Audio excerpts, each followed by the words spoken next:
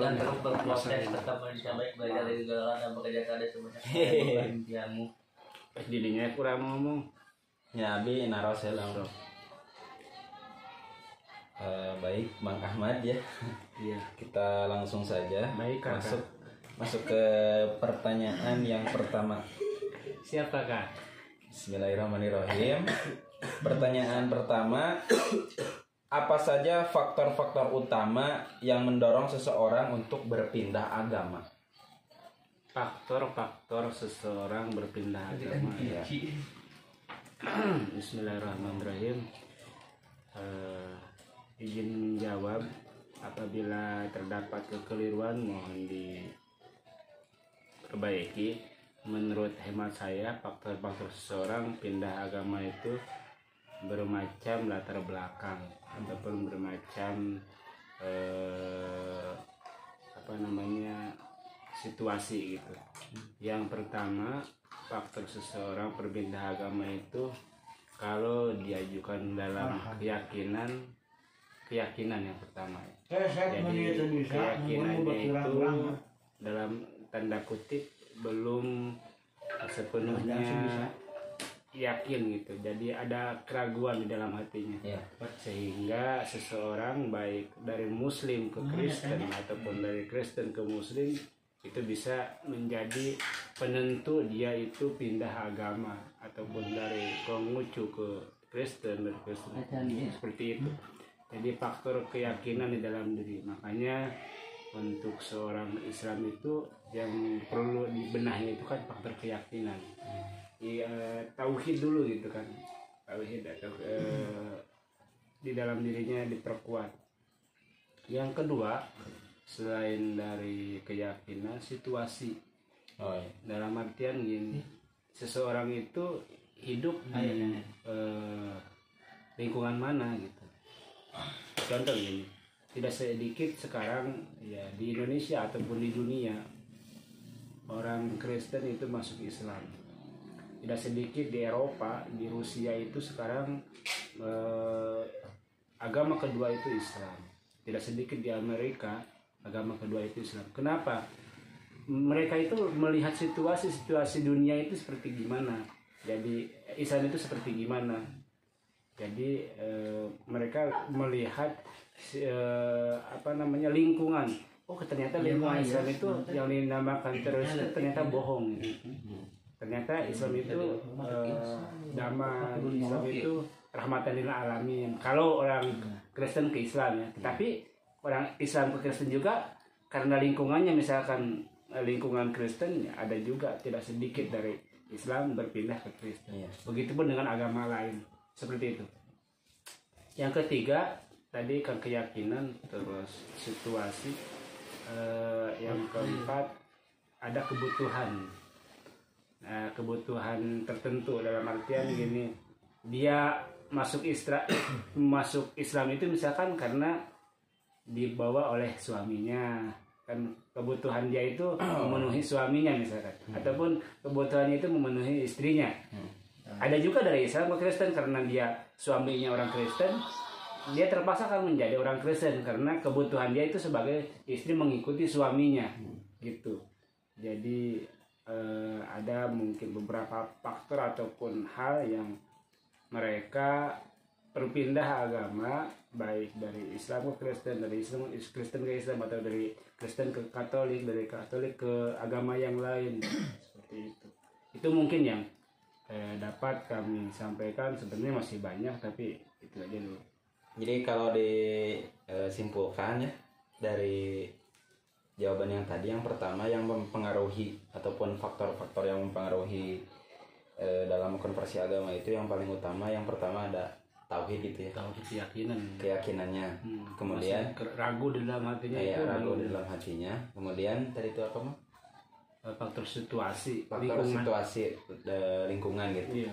Yang ketiganya yaitu kebutuhan seseorang. Oke. Masuk akal ya? Masuk, Man. Ya. Oke, lanjut ke pertanyaan kedua. Bagaimana peran keluarga, teman, dan komunitas dalam proses konversi agama? peran orang tua itu dalam berpindah agama gitu maksudnya? Iya, iya. Konversi agama itu kayak perpindahan agama gitu. Seorang kelompok ataupun orang tua itu sebenarnya tidak bisa menghalangi keyakinan seseorang ya, dalam artian ketika berbicara masalah agama itu kan faktor keyakinan yang kita kedepankan gitu. Jadi tidak sedikit orang-orang yang dimana kita lihat, karena kami suka melihat teman kami di channel Asik Ngaji itu kan menceritakan tentang mualaf itu kan. Itu kan sahabat kami, itu sebangku sama saya, sekobong sama saya itu. Kang Agil Sidik namanya. Nah, faktor seseorang itu ibu ataupun yang lain tidak bisa mengklaim kamu harus tetap di agama ini, kamu harus tetap di agama ini, tidak bisa, karena itu faktor keyakinan. Makanya di sana keluarga harus mendidik istilahnya anak sekuat mungkin ketika anaknya tidak ingin berpindah agama. Dalam artian gini, ketika anaknya ingin tetap seutuhnya menjadi agama Islam rahmatan lil alamin ke depannya, kita didik ya, contoh di pesantren ataupun di sekolah kami dididik dengan ilmu agama tauhid yang kuat. Begitu pula mereka yang Kristen mungkin ya, ketika anaknya tidak ingin berpindah harus dididik. Tapi ketika berpindah, orang tua hemat kami itu boleh sih boleh, tapi kan dia punya keyakinan tersendiri untuk masa depannya, untuk keyakinannya gitu, untuk kebenarannya. Apakah di dalam hatinya udah yakin, tidak ragu lagi sih agama ini yang akan menolong mereka gitu, gitu kan. Jadi hemat kami orang tua itu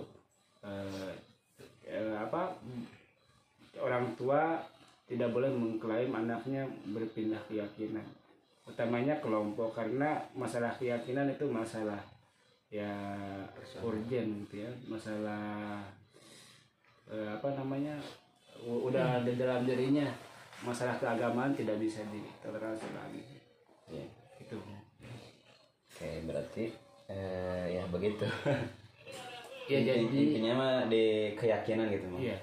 Jadi orang tua dan kelompok itu tidak bisa menginginkan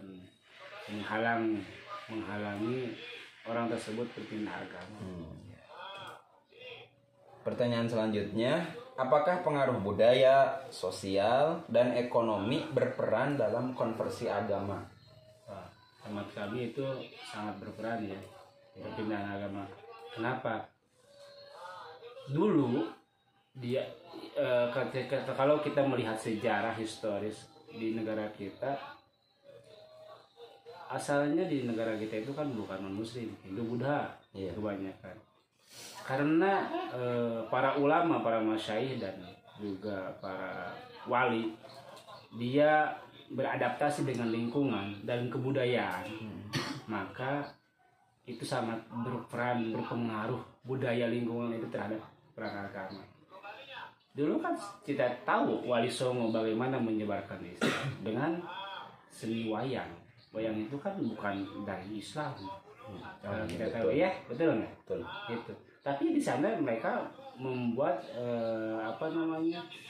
semacam metode ketika dia ingin melihat pertunjukan wayang itu, di pintu itu harus ada karkisnya gitu.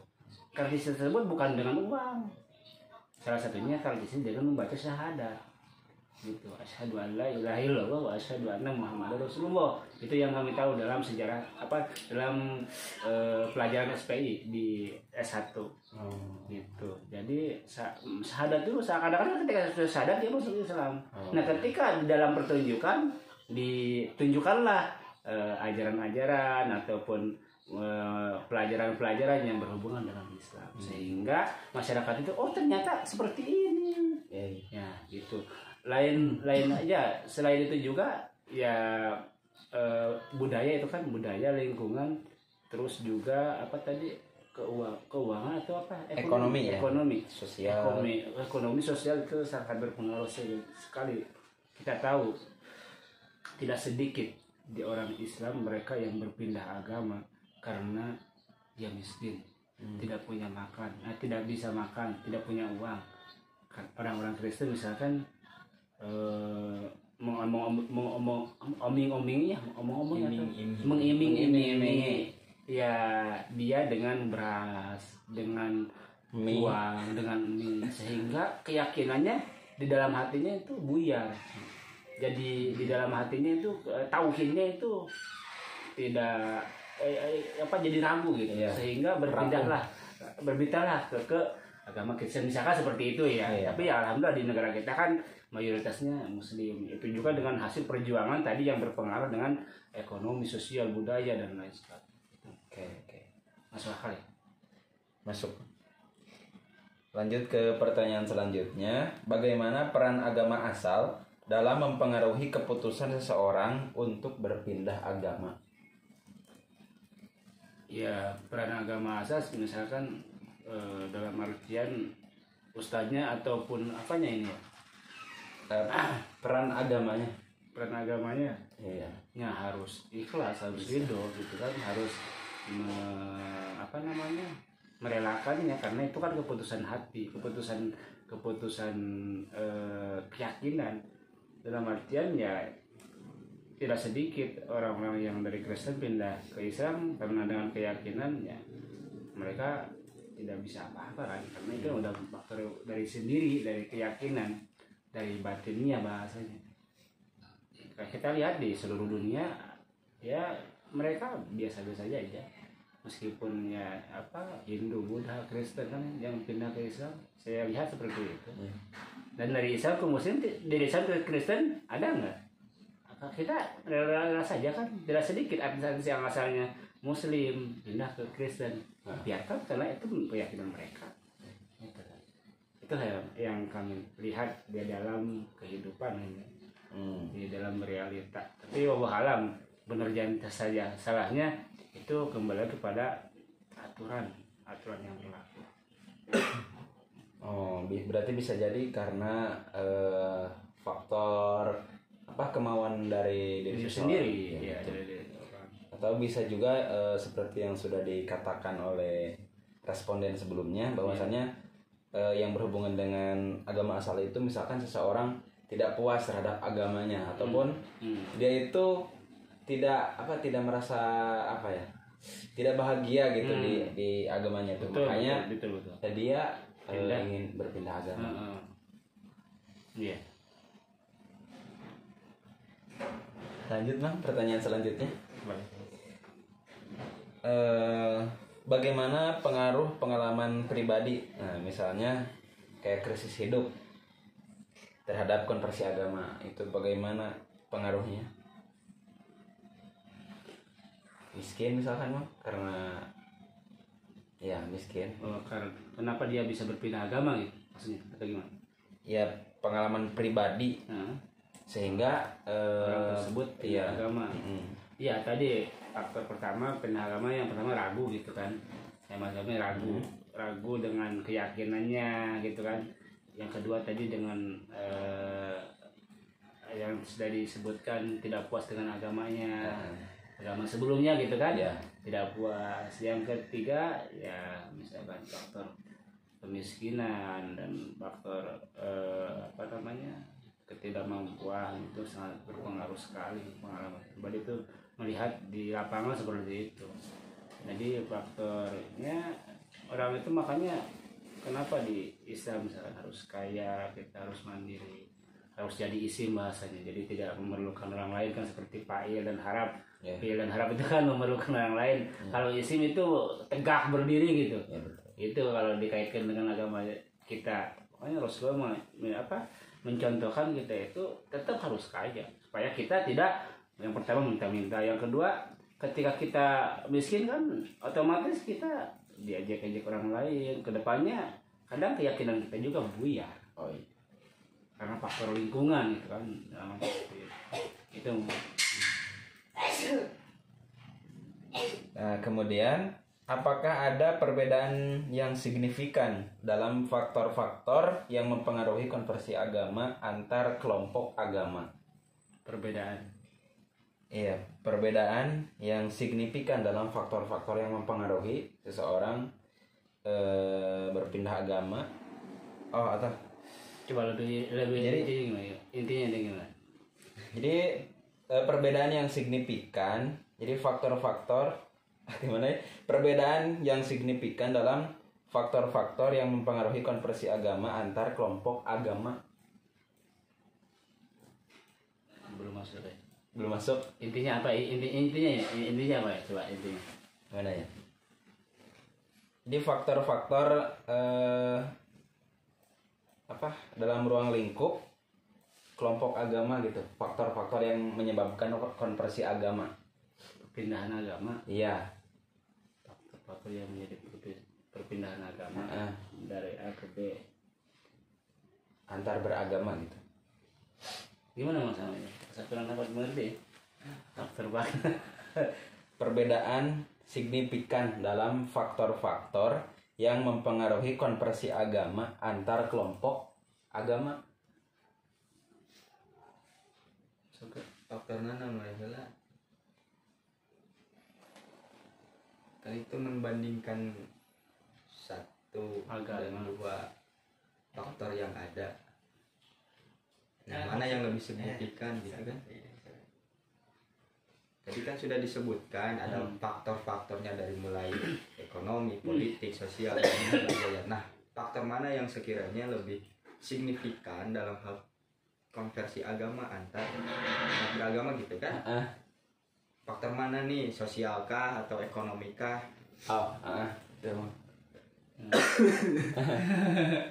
Ya anak ada. Maksudnya. Ini faktor sosial atau faktor sosialnya ya faktor sosial bisa menjadi signifikan dalam ruang lingkup agama gitu ya, faktor sosial gitu.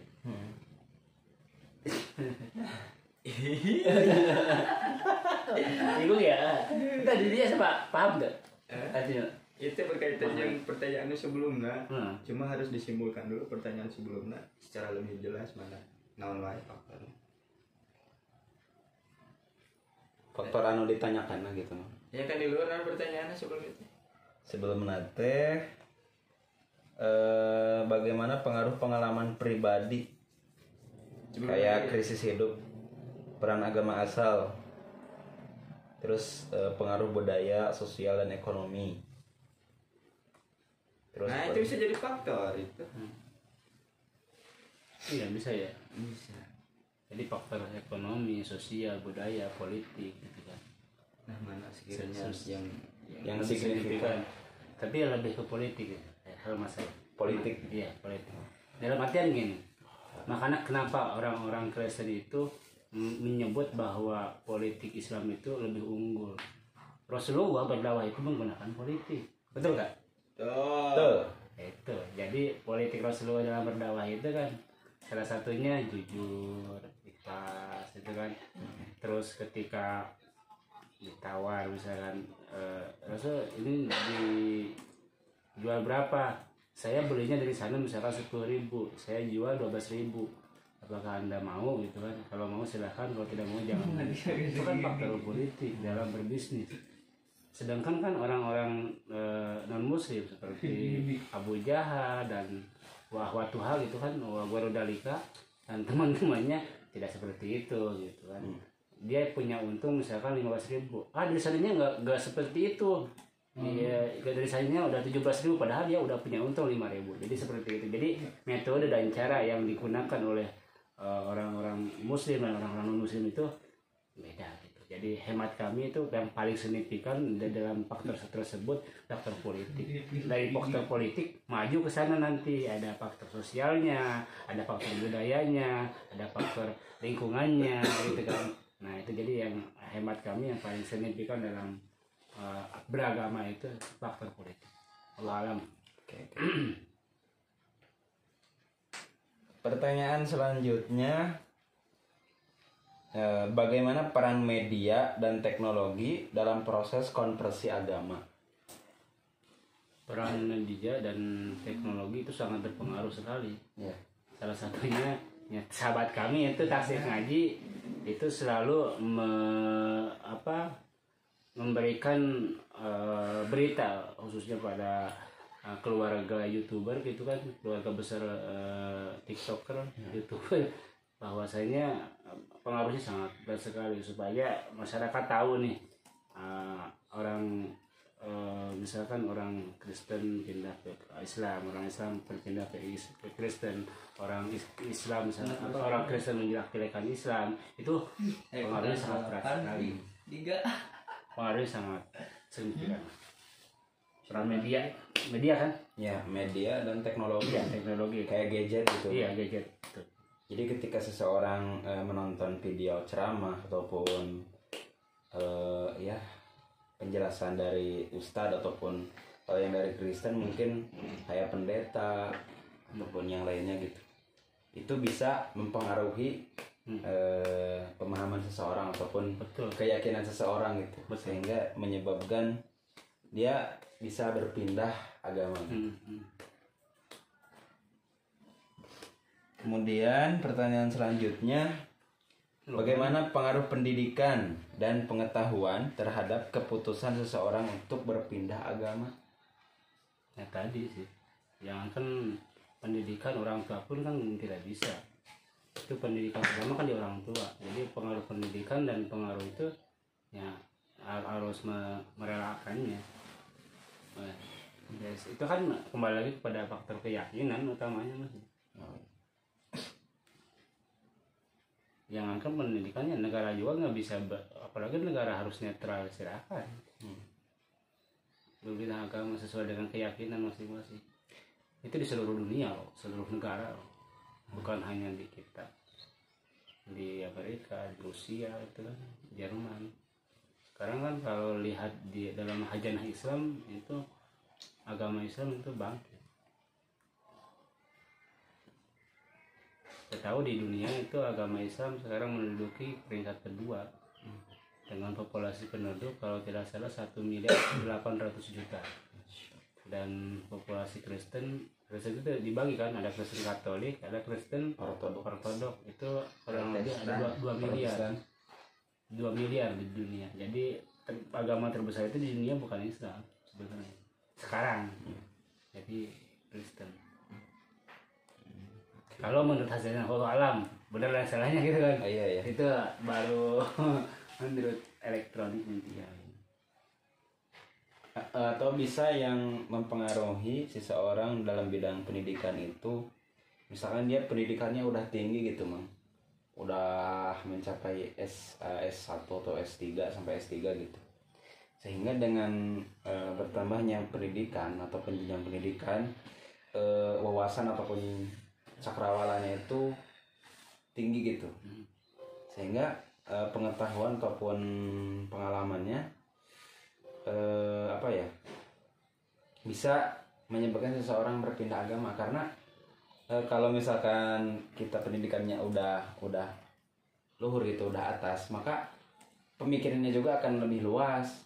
Maka ketika kita mempelajari sebuah agama, kemudian kita menemukan suatu kebenaran gitu, contohnya kayak di agama Kristen gitu, dia mempelajari agamanya, kemudian dia menemukan fakta bahwasannya agama yang saya sekarang alami itu ternyata ada kaitannya dengan agama Islam gitu.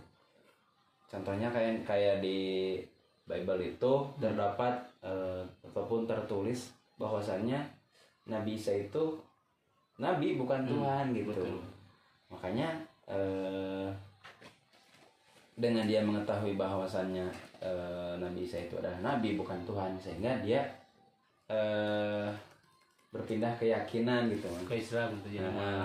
karena menemukan kebenaran yang sejati gitu. Betul. Jadi hemat kami juga gini ya, ketika seseorang makin tinggi mempelajari pendidikan dan menjurus ke bidang keagamaan, kan ada ya salah satu contoh alam di Jepang apa di ini, yaitu meneliti tentang Al-Quran, tujuannya akan menghancurkan Islam, gitu kan. Tujuannya akan menghancurkan Islam, yaitu mempelajari Al-Quran. Di mana sih titik kesalahannya? Ternyata bukan dia menghancurkan Islam, tapi malah dia masuk Islam. Masuk Islam. Karena dengan semakin tinggi pendidikan yang dia pelajari, semakin tinggi keagamaan yang dia pelajari, dia akan semakin tinggi juga menemukan kebenaran. Itu. Tapi ketika seseorang tidak mempelajari pendidikan, tidak mempelajari agama, ya yang paling keyakinannya di sana-sana aja. Tapi kalau ketika semakin tinggi kita belajar dalam mempelajari agama itu, apa baik di kuliah ataupun di pesantren, maka akan semakin tinggi juga kita menemukan kebenaran hakiki, kebenaran yang seutuhnya gitu. Itu kan otomatis Islam yang paling benar kalau dilihat ke sana, seperti tadi yang diungkapkan oleh ya, Akang itu kan sama. Jadi seseorang pelajari agama semakin tinggi itu ya otomatis dia akan masuk Islam. Oke, dilanjut ke pertanyaan selanjutnya. Apakah ada faktor psikologis yang berperan dalam konversi agama? Berarti faktor kejiwaan, keadaan jiwa seseorang gitu. Faktor keadaan jiwa seseorang. Iya, psikologis. Jadi faktor psikologis pasti ada ya. Salah satunya mungkin dari ceramah-ceramah ataupun dari lingkungan, dari teman yang mempengaruhi pindahnya agama, ataupun dari keluarga, ya salah satunya ya Yusuf Hamka. Kita lihat misalkan Yusuf Hamka, dulu kan Yusuf Hamka masuk Islam itu bukan karena paksaan gitu kan, tapi karena melihat Bapak Buya Hamka itu dengan dia dakwah tapi secara apa namanya, secara halus, secara kebenaran, sehingga dia masuk Islam itu secara psikologisnya tanpa tidak disadari, oh ternyata Islam itu seperti ini gitu. Jadi masuk psikologi. Terus selain itu juga kakaknya, adiknya, dan istrinya masuk Islam tanpa disuruh-suruh. Gitu. Berarti secara tidak langsung itu udah mempengaruhi psikologinya. Gitu. Psikologi jiwanya lah bahasanya. Mungkin sekarang pertanyaan terakhir Muhammad. Bagaimana peran keyakinan dan nilai-nilai pribadi dalam proses konversi agama? Pribadi orang. Keyakinan dan nilai-nilai pribadi. Faktor, maksudnya faktor keyakinan dan nilai-nilai pribadi tentang konversi agama. Ya menurut saya pribadi, silahkan aja gitu kan berpindah keyakinan, asalkan dalam artian menemukan yang terbaik lah, menemukan keyakinan yang kuat, dalam artian dari Kristen ke Islam, silahkan saja, karena Islam agama rahmatan lil alamin. Misalkan dari Islam ke Kristen, ya kalau menurut Anda terbaik, ya kami tidak bisa apa-apa, itu silahkan saja. Menurut hemat saya pribadi gitu kan. Tapi kan agama, para ulama, para mungkin guru memberikan bahwasanya inna dina adalah Islam, sesungguhnya agama yang paling diridhoi di dunia ini adalah Islam. Innal Islam rahmatan lil alamin. Jadi Islam itu rahmat untuk seluruh alam, bukan untuk orang Islam sendiri gitu. Jadi untuk non muslim dan yang lainnya gitu. Itu mungkin pribadi saya. Udah. Oke, mungkin untuk pertanyaannya cukup ya Mah. Terima kasih atas waktu, dan terima kasih juga sudah berkenan, dan terima kasih juga telah membagikan ilmu yang begitu sangat hebat dan bermanfaat. Semoga bisa bermanfaat bagi semuanya gitu. Amin. Mungkin dicukupkan sekian. Wassalamualaikum warahmatullahi wabarakatuh. Waalaikumsalam warahmatullahi wabarakatuh. Baik sahabat-sahabat channel dakwah, ini alhamdulillah telah diwawancarai oleh mahasiswa semester 5 jurusan TAI mengenai konferensi agama gitu ya. Mudah-mudahan bermanfaat bagi sahabat-sahabat yang melihat dan menyaksikan channel Ahmad Sanusi dan konten dakwah ini. Allahumma fiq ila aqwamit thariq. Assalamualaikum warahmatullahi wabarakatuh. Waalaikumsalam warahmatullahi wabarakatuh. Ah iya tuh, menjago mah. Foto